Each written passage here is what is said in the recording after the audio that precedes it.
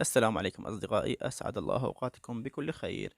أهم الأخبار من تركيا. ولكن أصدقائي، قبل البدء بالفيديو ندعوكم للاشتراك في القناة وتفعيل زر الجرس ليصلكم كل ما هو جديد. هنأ الرئيس التركي رجب طيب أردوغان المواطنين في اليوم بمناسبة عيد الشباب والرياضة وإحياء ذكرى أتاتورك، وأعرب عن ثقته الكبيرة بالشباب وتعهد بتقديم المزيد من الدعم.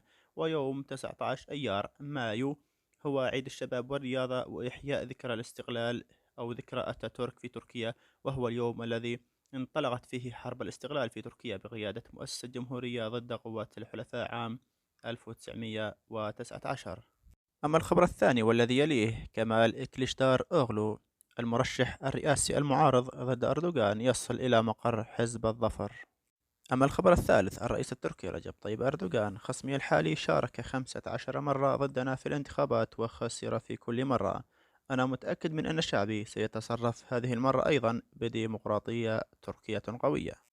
أما الخبر الرابع، الرئيس التركي رجب طيب أردوغان عملية التصويت للناخبين المقيمين بالخارج ستبدأ غدا يوم السبت في أو مع الممثليات الدبلوماسية والمعابر الحدودية.